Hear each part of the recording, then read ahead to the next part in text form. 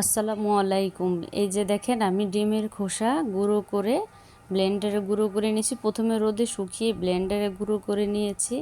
এগুলো মাটি আলগা করে মাটির আশেপাশে টপে এভাবে করে দিয়ে দিলে এগুলো ক্যালসিয়াম, ভিটামিন, পুষ্টি সব ধরনের ভিটামিন পাওয়া যায় এই ডিমের খোসা থেকে। আমার গাছের পাতাগুলো দেখেন, আমার গাছের গ্রোথ কত ভালো হয়েছে আলহামদুলিল্লাহ। আমার একটা মিষ্টি কুমড়োর গাছ লাগিয়েছিলাম, এই মিষ্টি কুমড়োর গাছটা আলহামদুলিল্লাহ অনেক বড় হয়েছে। আমার বারান্দায় অল্প কিছু গাছ আছে, পুঁইশাক গাছ লাগিয়েছিলাম। এই যে বারান্দায় ফুল এসেছে, ফুল ধরেছে আমার গাছে। দেখেন এটা হলো মিনি গোলাপ ধরেছে অনেকগুলো। এর আগেও বেশ কিছু ফুল এসেছে, অনেকগুলো কলি এসেছিল। মাশাল্লাহ তিনটা ফুল ফুটেছে। বারান্দায় ফুল থাকলে আমার খুবই ভালো লাগে।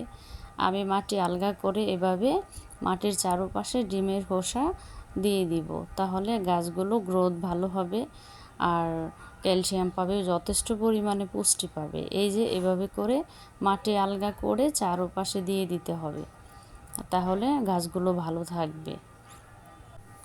আমি বাহিরের কিনা সারগুলো ব্যবহার করি না, আমি সবসময় এভাবেই সার হিসেবে ব্যবহার করি। চাল ডাল ধোয়া পানি এবং ডিমের খোসা এগুলো আমি গুঁড়ো করে দিই। এখানে কিছু ধনিয়া পাতা গাছ লাগিয়েছিলাম, ওগুলোই হয়েছিল, ছোট ছোট টবে লাগিয়েছিলাম। আর এই যে চারটা পাখি একসাথে বসে আছে, এগুলো হচ্ছে বেবি, এখনও অ্যাডাল্ট হয়নি। এগুলো এখনও বেবি, আলাদা রেখেছি এগুলোকে। এগুলোর বাবা মাও আছে, ওগুলোও পাশে আছে।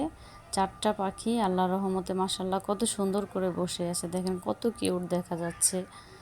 ওদেরকে দেখলেই আমার মনটা ভরে যায়। গাছ, পশু পাখি, গাছপালা এগুলো আমার শখের জিনিস। এগুলো হচ্ছে বেবিদের বাবা মা।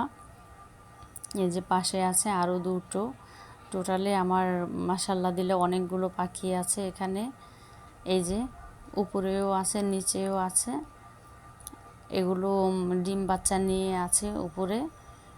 আমার পশু পাখি গাছপালা এগুলো অনেক ভালো লাগে। এই যে দেখেন কত কিউট মাশাল্লাহ দেখা যাচ্ছে। আমার ভিডিওটা যদি আপনাদের ভালো লেগে থাকে আমার পেজটা ফলো দিবেন এবং লাইক কমেন্ট করবেন, শেয়ার করবেন, পাশে থাকবেন। দেখেন ফুলগুলো মাশাল্লাহ কত সুন্দর লাগছে, কালারটাও অনেক সুন্দর লাগছে। বারান্দায় এভাবে ফুল থাকলে মনটা ভরে যায়। আসলে ফুল আমরা সবাই পছন্দ করি, ফুল দেখতে ভালো লাগে। এই যে আরও একবার পাখিগুলোকে দেখিয়ে দিলাম, কত সুন্দর করে এক ঢালে চারটা পাখি বসে আছে। দেখেন মাশাল্লাহ কত সুন্দর লাগতেছে। আমি মাঝে মাঝে অবাক হয়ে যাই পাখিগুলোকে দেখে যে আল্লাহর রহমতে কত সুন্দর হয়েছে। আল্লাহ হাফেজ।